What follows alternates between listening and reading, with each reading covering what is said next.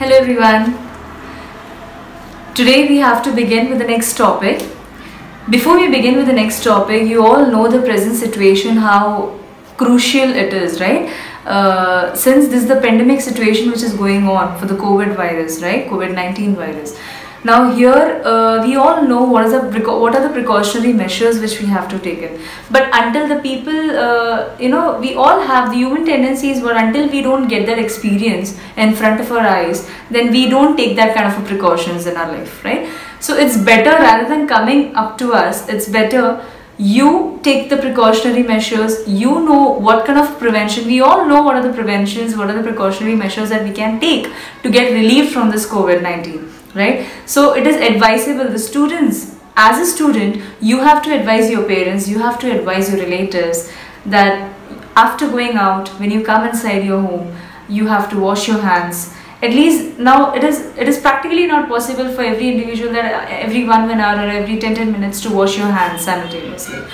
But the thing is, at least you can do this much, that when you go out and when you come inside the house, right, you can at least wash your hands there and there with soap water or a sanitizer. Rather than sanitizer, preferable is soap, right? So it is better, let's take the precautionary measures, whatever the government is asking us to, whatever the doctors, the professionals are asking us to do it, right? Because they know how how critical that situation is, right? So my humble request to all my students is, take care properly, be safe at home properly. Now, why COVID is spreading fast? It's because we all think, okay, they are my colleagues, we can speak without a mask. They are my relatives, we can speak without a mask. They are my friends, we can speak without my mask. Why we have to do these 3 mistakes, right? Avoid these 3 mistakes, even if they are your colleagues, they are your companions, they are your friends, they are your families. Kindly wear a mask and speak to them. Have a proper social distance, right? If we are not maintaining it, that is the only reason we are spreading the virus like anything, and that is how the rate is increasing day by day. There is no falling of the rate, there is only increase. Yes, we need to decline that. How are we going to do it? It is only us who is going to help us out. Yes or no? Yes. So with this only, we'll start with the topic, that is, why do we fall ill, right? Now when I talk about why do we fall ill, before that we need to know what is health, right? Now when I talk about health, now for example, if an A person, if I say this A person is very healthy, how do I define healthy as? Is it like a bodybuilding person? No. Or a person who looks smart enough? No. Then how will you define health? You will define health as a state of physical, social and mental well-being of an individual or a person. Okay, the 3 considerations that you have to consider, the 3 words that you have to consider is the state of physical, mental and social. Meaning all these 3 states, if the 3 states are proper in a human individual, the person is said to be a healthy individual. If the state of mental health is not proper, that person is not healthy. Still, he or she looks physically fit, the person is not healthy. So they should have proper state of physical, mental and social well-being of a person. Okay, that is termed as a healthy person. Now when I say a diseased person or a disease, what do you mean by disease? Disease means what? A state of feeling uncomfortable.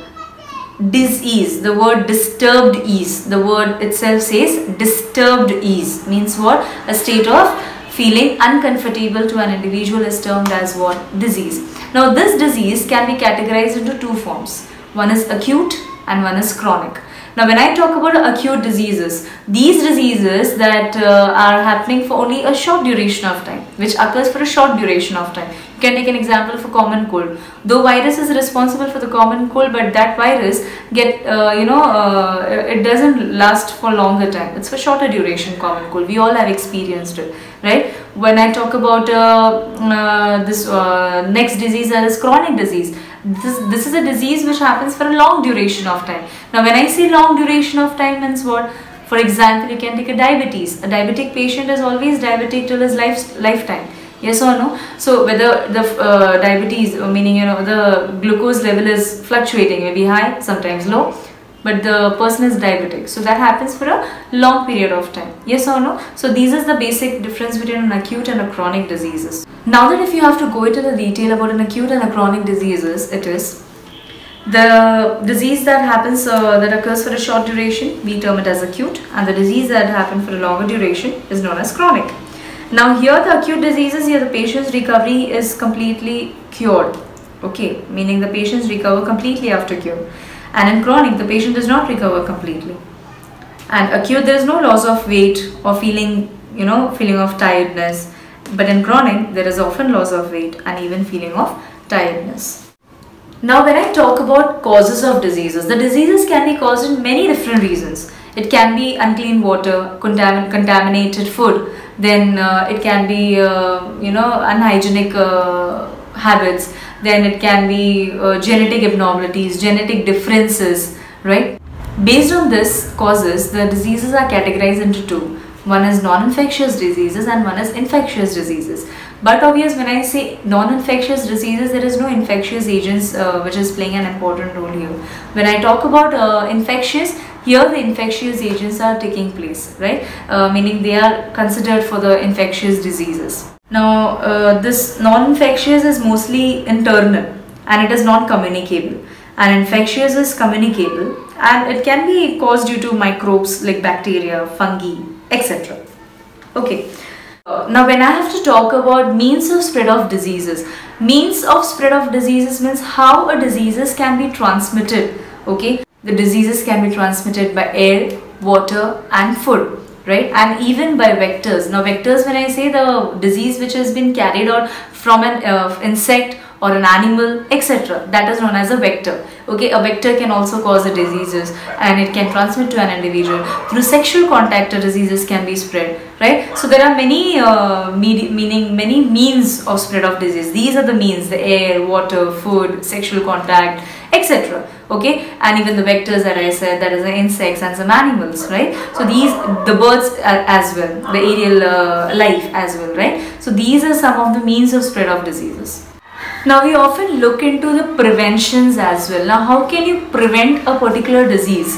So the following points are, by preventing a particular disease, how can you do it? First, by eating a balanced diet, a balanced and healthy diet, taking a proper rest and exercise, bathing regularly, washing your hands before eating and after visiting toilet, use handkerchief while sneezing, coughing, etc. Now these all are the basic preventive measures that we all know, but majority of us do not follow it. Yes or no? Now when when we have, if you have observed, normally I have experienced this, whenever there's a board kept, whenever you go to a public place, there's a board kept, do not spit here, people will spit there only. I don't know why the mentality is like that, but still when the government is asking you, please do not spit here, why?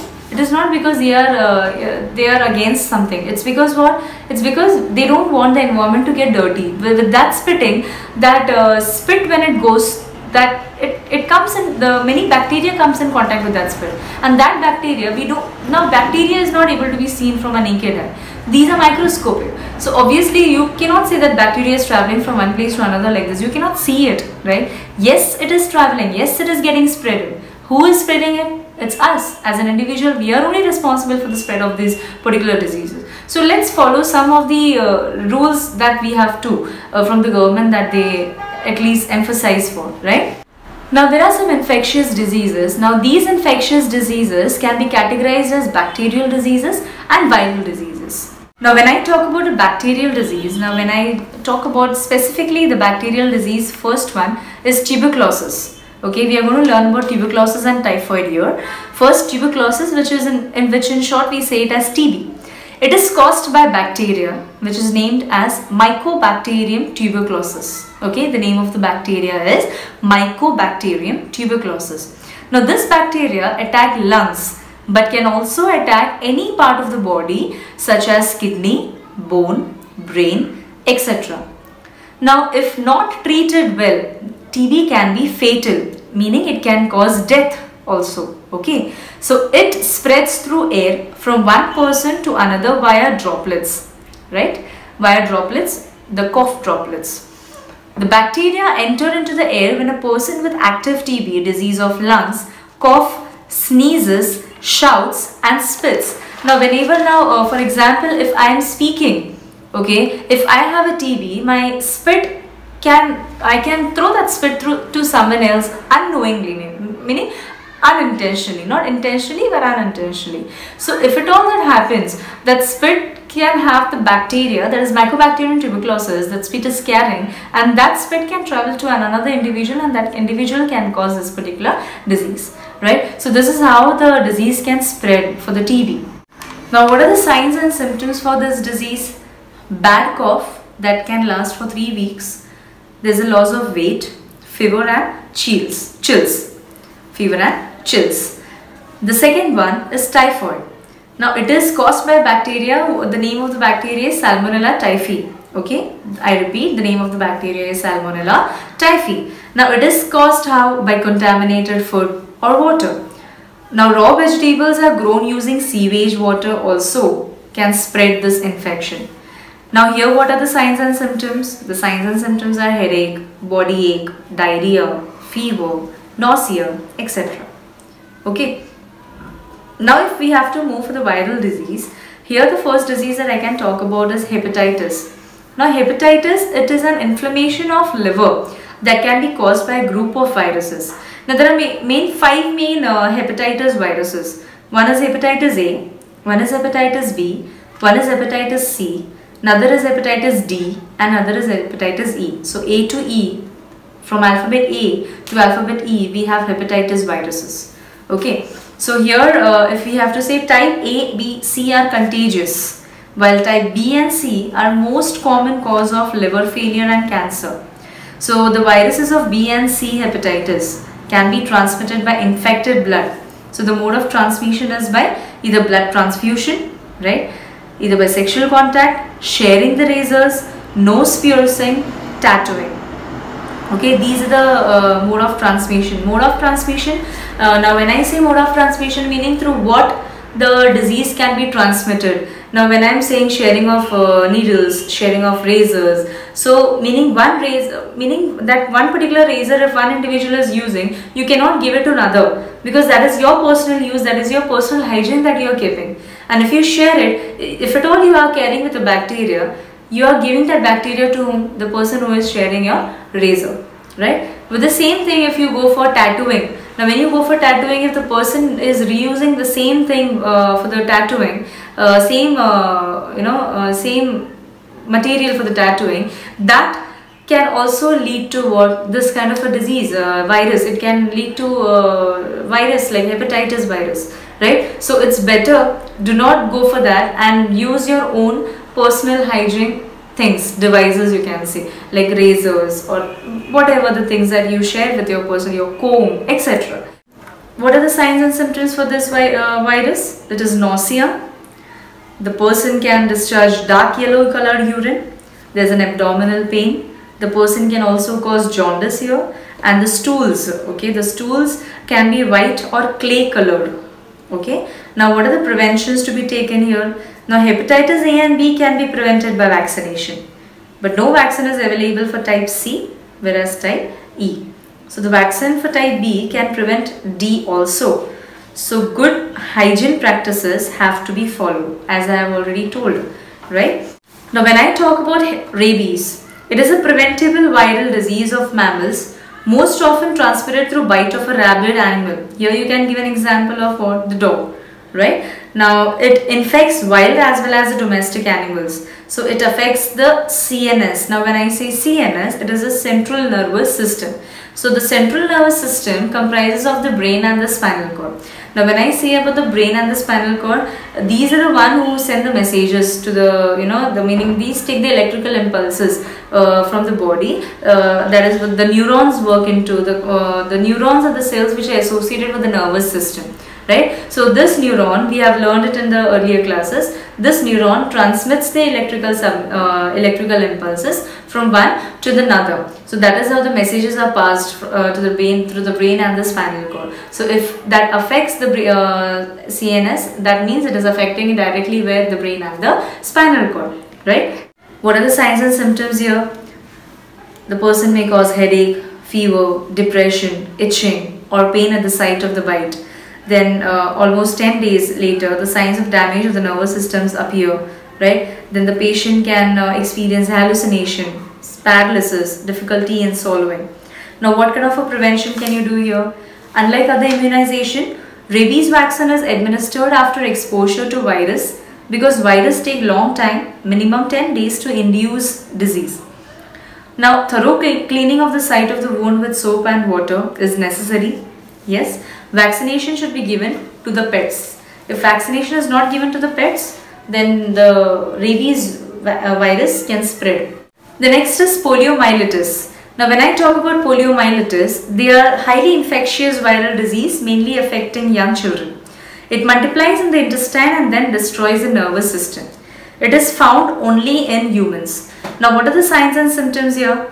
Fever, fatigue. Fatigue means extreme tiredness. Then headache, stiffness in the neck, pain in the limbs, permanent paralysis of the limbs, usually legs, etc. What prevention can you take here? There is no cure for polio. It can only be prevented. The oral polio vaccine, that is OPV, given multiple times can protect a child for life. The next virus that we have to start with, it's AIDS. Now AIDS, what is the full form of AIDS? Acquired immunodeficiency syndrome, right? Acquired immunodeficiency syndrome. Now what does that mean? Acquired means what? You can get infection from someone who already has it. Immuno means weakness in the body system that fight against infection. Deficiency, something that lacks in the body. Syndrome, group of health problem that can make a disease. Now this is caused by a virus which is called as HIV, which is human immunodeficiency virus.